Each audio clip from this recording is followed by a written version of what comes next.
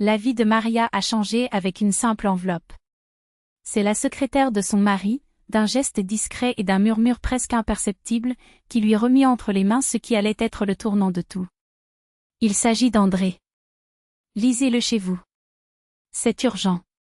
Les mots résonnaient comme un présage, et le poids de ces secondes s'éternisait jusqu'au moment où, seule, elle ouvrit l'enveloppe et le monde s'effondra. Mais avant de plonger dans cette histoire, permettez-moi une question, d'où lisez-vous ceci? Quelle ville, quel pays? Et depuis combien d'années portez-vous sur votre dos? Parfois, les vérités les plus dures surviennent au moment où on s'y attend le moins, comme ce matin où Maria s'est réveillée dans un silence si épais qu'il semblait tangible. L'horloge indiquait 6 heures du matin, une heure où normalement les patrins du fils, le bruit des portes des placards et la ruée vers son sac à dos d'éducation physique auraient déjà rempli l'appartement. Rien de tout cela n'est arrivé. Juste du vide. Sur le frigo, un petit mot d'André, rendement. Je serai en retard. Cette lettre qui, ces derniers mois, était devenue l'excuse standard pour tout. Désolé. Nous parlerons plus tard. Tu me manques. Des mots qui, avant, calmaient, maintenant, ils ressemblaient à une phrase.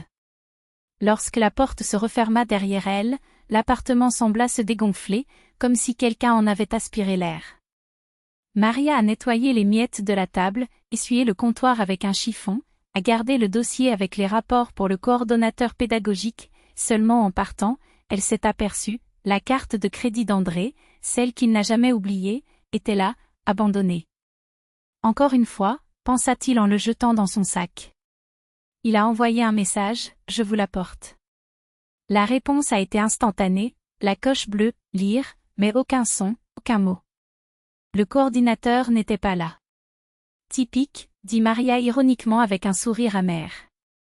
Dehors, la neige tombait et l'asphalte brillait comme du verre brisé.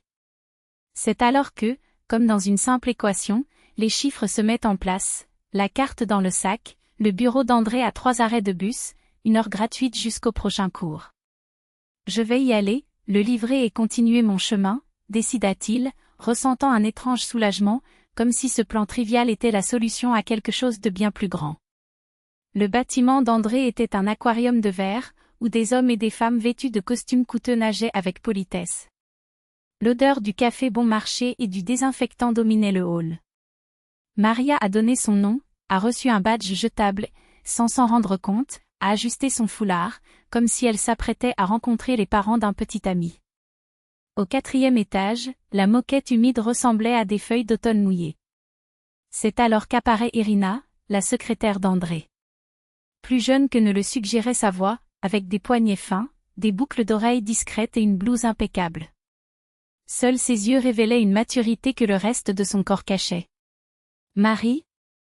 a demandé Irina, d'un ton si bas qu'elle semblait avoir peur de casser quelque chose d'invisible. « Oui, juste 1 minute. Je dois donner ça à André. » Elle a levé la main avec la carte, mais Irina s'approchait déjà. Ses doigts effleurèrent le sac à main de Maria, comme s'ils ajustaient une sangle, et quelque chose de blanc et d'épais se glissa à l'intérieur. « S'il te plaît, » murmura Irina, si bas que le mot sonnait presque. « Il s'agit de votre mari. Lisez-le à la maison. C'est très important. » Maria voulait demander quoi, mais André traversa le couloir vitré, absorbé dans son téléphone portable, le visage tendu. Il n'a pas levé les yeux. Irina détourna le regard et la scène s'arrêta là. Maria hocha la tête dans le vide, serra son sac à main comme si elle détenait un dangereux secret et s'éloigna alors que la neige fondait en une brume humide. Il marchait vite, sans lever les yeux, tandis que son esprit courait vers des explications moins douloureuses, des documents de travail qui nécessitaient sa signature, un rapport qu'il fallait intercepter, un conflit interne où André avait raison et Irina n'était qu'une employée émotive. Mais il y avait quelque chose dans les yeux d'Irina, dans l'urgence de « lire à la maison », qui criait autre chose. Ce n'était pas un jeu, ce n'était pas une intrigue. C'était une nécessité. Après tout, la vérité ne pouvait se dévoiler que là où personne d'autre ne pouvait la voir. À la maison, pour la première fois depuis des mois, il n'a pas enlevé son manteau. Il posa le sac sur la table et ouvrit la fermeture éclair. Il y avait l'enveloppe blanche, si naturelle entre le portefeuille et la trousse de maquillage qu'on aurait dit qu'elle avait toujours été là. Pas de logo, pas de signature, papier épais avec un bord légèrement rugueux. À l'intérieur, 4 preuves irréfutables. Tout d'abord, les billets d'avion. Kovalev Andrei Sergueyevitch. Moscou, Kazan, Moscou, Saint-Pétersbourg, Moscou, Sotchi. Date coïncidant avec des déplacements professionnels au cours des 18 derniers mois. Maria passa son doigt le long des lignes. Mars, ça convenait. Octobre, ça convenait. Août, Sotchi. Mais en août, il s'était rendu à Novosibirsk, du moins c'est ce qu'il disait. À ce moment-là, la fille a perdu sa première dent, le fils est parti seul dans le métro pour la première fois et André a envoyé un message, le rendez-vous a été prolongé. Je ne pourrai pas revenir. Sur la photo qu'il a envoyée, le tableau des départs indiquait côte à côte les vols vers Sotchi et Novosibirsk. 2 pièces d'un puzzle qui s'emboîtent désormais avec une cruelle précision. Deuxièmement, le relevé bancaire. Virement régulier de son compte vers un Kuznetsova SV. 2, parfois 3 par mois. Des montants qui n'ont pas retenu l'attention, 8 000, 11 000, 6 000 roubles, mais qui sont suffisants pour ne pas passer inaperçus. À côté, écrit à la main, d'une écriture qui n'était pas celle d'André, Svetlana. Sotchi. Un nom, une ville, un point comme une accusation. Troisièmement, la photographie. André appuyé sur une balustrade au bord de la mer, tenant un ballon rouge avec un super-héros. À côté, une femme en robe claire, la peau bronzée, les yeux mi-clos face au soleil.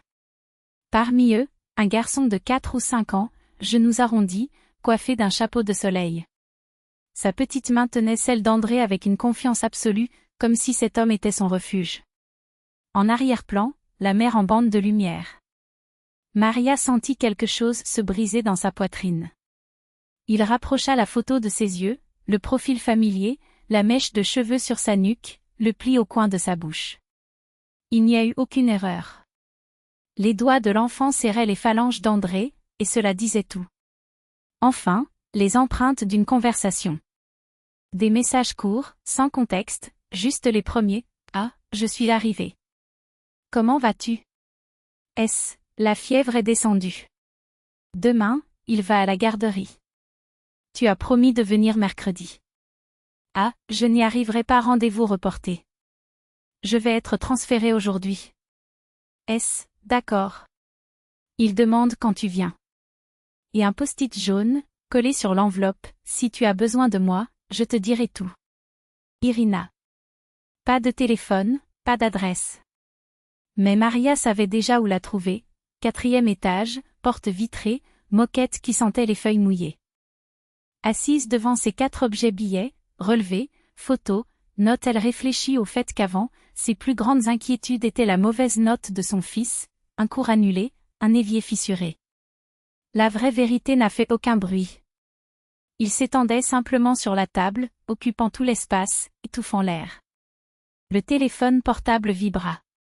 André, je vais être en retard aujourd'hui. N'attends pas, emmène les enfants chez ta mère. Les mêmes mots que toujours. Maintenant, cela ressemblait à une adresse écrite par une main étrange. Maria a tapé, nous devons parler. Demain, après le travail. Il a envoyé. La réponse est venue rapidement, d'accord. Il remit le tout dans l'enveloppe et le cacha dans le tiroir du bas de son bureau, où se trouvaient de vieilles piles et des manuels oubliés. Non pas pour le cacher à ses enfants, Vera lisait déjà tout ce qu'elle voyait et Stepa devinait des secrets à travers les silences, mais parce qu'elle ne supportait pas l'idée que cette photo soit si proche d'eux. Bientôt, les enfants arrivèrent. Vera a parlé de sa nouvelle amie d'école, Paulina, et de la façon dont elle jouait à l'hôpital.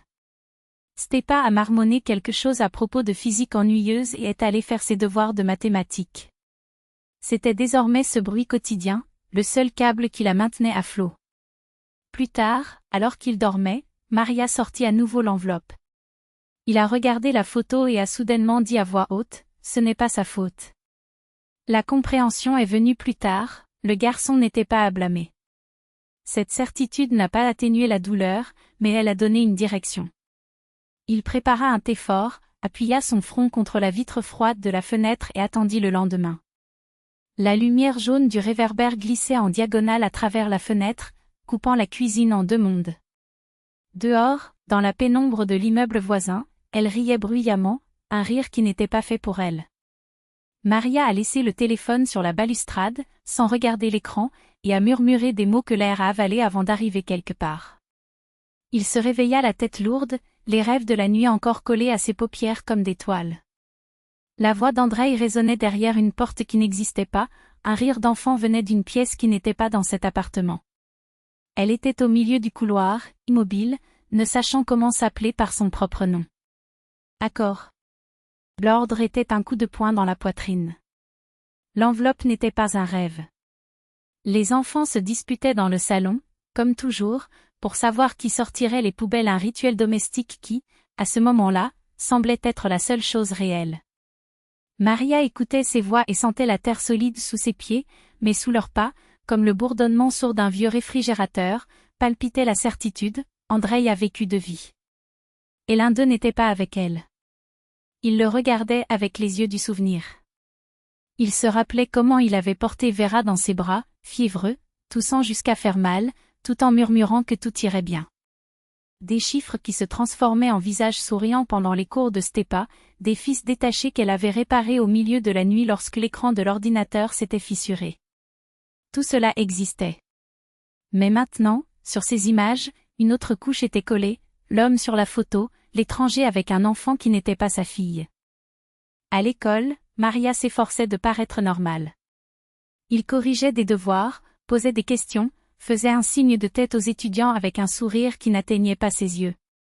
Mais les mots honneur, loyauté, trahison font mal comme des lames. Un étudiant lit à haute voix, le héros de notre temps est celui qui est son propre bourreau.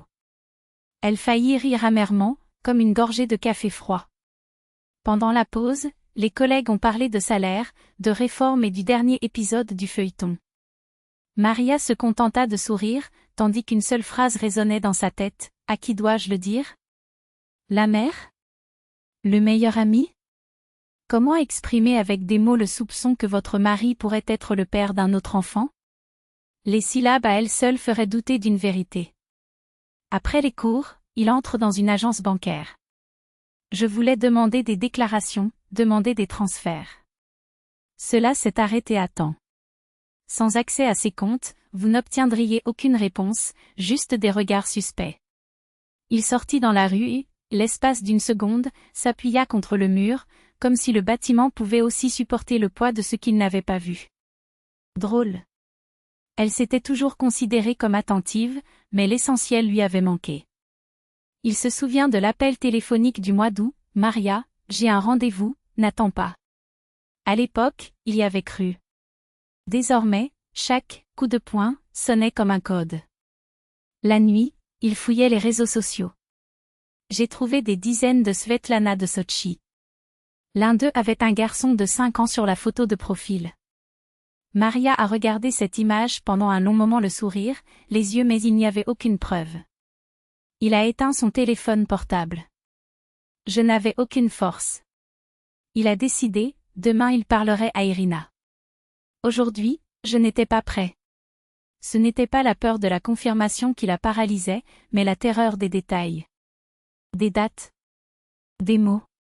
De ce qui, une fois entendu, ne pouvait être des faits. Quand Andreï a appelé, sa voix était fatiguée mais calme. « Est-ce que tout va bien? J'ai une journée complète demain. » Avec les enfants, ça va, répondit-elle en tenant le téléphone comme si elle pouvait en extraire la vérité. Ils ont fait leur devoir. La conversation s'est terminée sèchement, comme entre inconnus partageant le même code postal. De retour dans la cuisine, avec un autre thé à la main, Maria sentit ses doutes l'entraîner dans des directions opposées. Et si c'était une erreur? Et si Irina avait tout inventé? Et si la photo n'était qu'un hasard? Mais les billets, les transferts, c'était trop difficile à ignorer. Elle imaginait Andreï entrant dans la maison le lendemain, accrochant son manteau et la regardant. Que diriez-vous? Je sais. Explique. Ou voudriez-vous simplement faire glisser la photo sur la table, en silence, et le laisser remplir les blancs? À 2 heures du matin, il écrivit un message à Irina. Nous devons parler demain. En dehors du bureau. Il s'est éteint. Réécrit. Jusqu'à ce que les mots deviennent doux, neutres. Il a envoyé. La réponse est venue en 5 minutes, oui. Dites-moi où et quand. Il éteignit son téléphone portable et, pour la première fois depuis 2 jours, il éprouva une sorte de soulagement. Ce n'était pas la paix. C'était un plan. Un plan terrible, mais un plan. Il s'est blotti entre ses enfants. La pièce sentait le dentifrice pour enfants et les rêves chaleureux. Vera s'appuya contre elle, prenant une profonde inspiration. Maria ferma les yeux et jura, quoi qu'il arrive demain, je dois continuer à être mère. Il dormait à peine. Toutes les demi-heures, il vérifiait son téléphone portable, comme si l'appareil pouvait, par miracle, lui offrir une issue. À l'aube, il comprend, il ne supporte plus le silence. D'abord Irina. Ensuite, Andreï. Il a choisi un café du vieux quartier, loin de l'odeur de sa maison et du froid des couloirs des bureaux. Derrière le comptoir, un barista coiffé d'un bonnet tricoté remuait des pots de haricots avec un calme qui semblait offensant. Maria était assise dos à la pièce, ses doigts entrelacés jusqu'à ce que ses os deviennent blancs. Irina est arrivée à l'heure. Pas de costume impeccable, pas de chemisier amidonné, juste un pull gris, les cheveux détachés. Il s'assit devant et baissa immédiatement les yeux. « Merci d'être venu, dit Maria en brisant la glace. J'ai besoin de faits.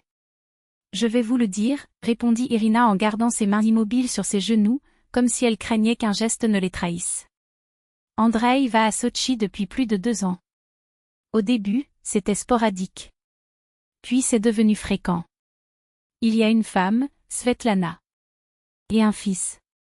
Le mot fils frappa Maria comme un coup de poing. Elle faillit repousser sa chaise, mais s'arrêta. Es-tu sûr? Demanda-t-il, la voix étouffée. Je l'ai vu plusieurs fois lors d'appels vidéo. Il appelait depuis son appartement et l'enfant apparaissait dans le cadre. Appelez-le Serioja. Maria se mordit la lèvre. Un nom était pire qu'une photo.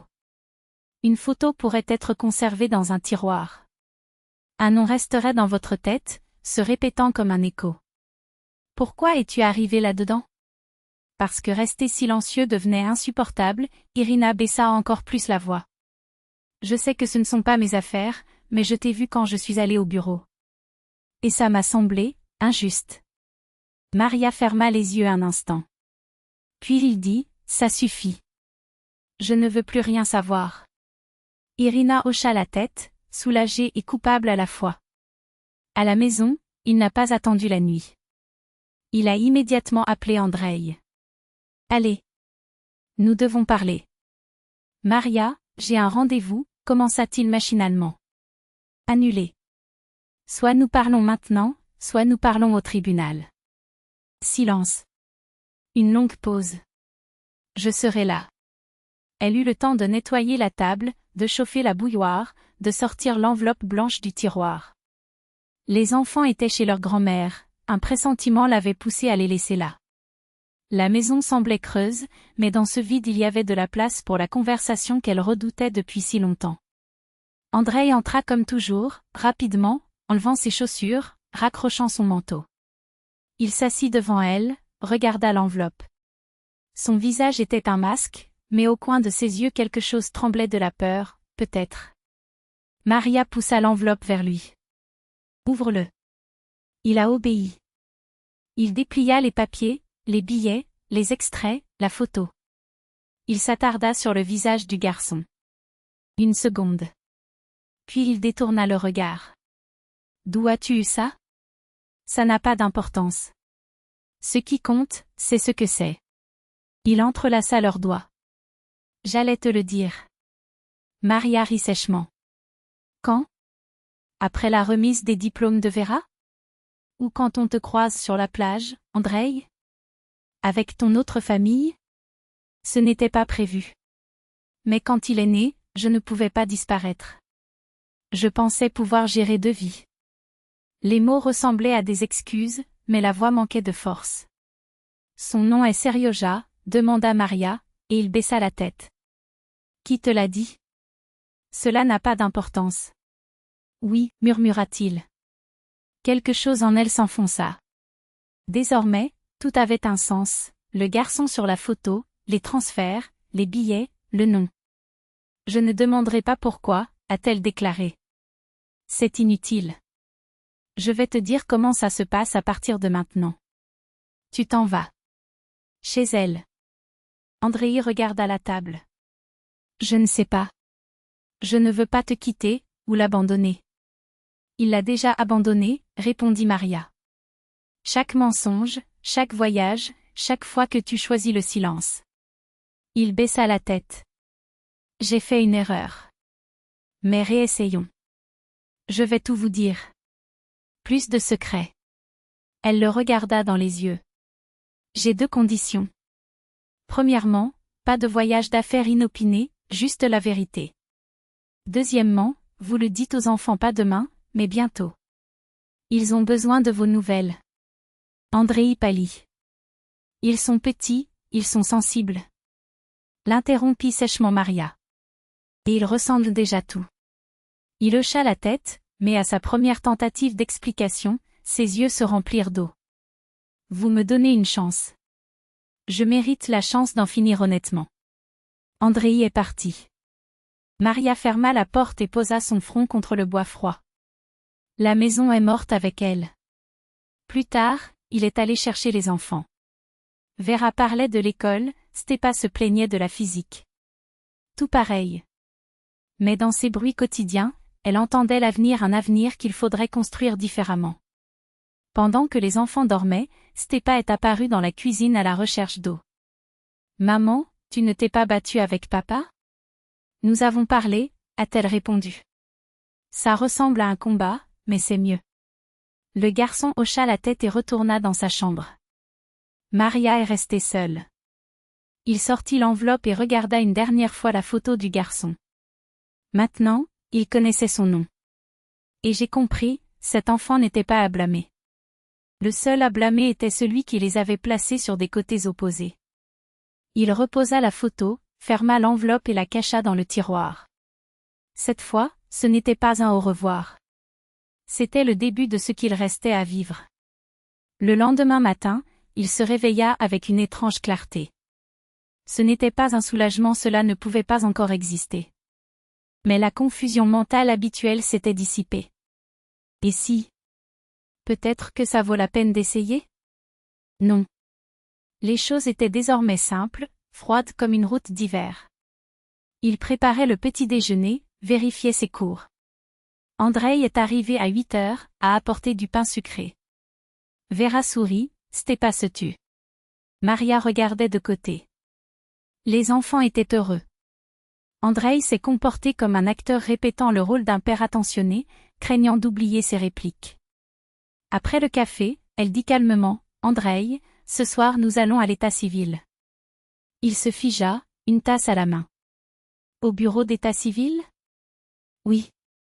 J'ai déposé les papiers. » « Ce n'est pas une menace. C'est un fait. » Il essaya de dire quelque chose, mais elle leva la main. « Nous aurons le temps de discuter de la manière de tout formaliser. » Mais la décision est déjà prise.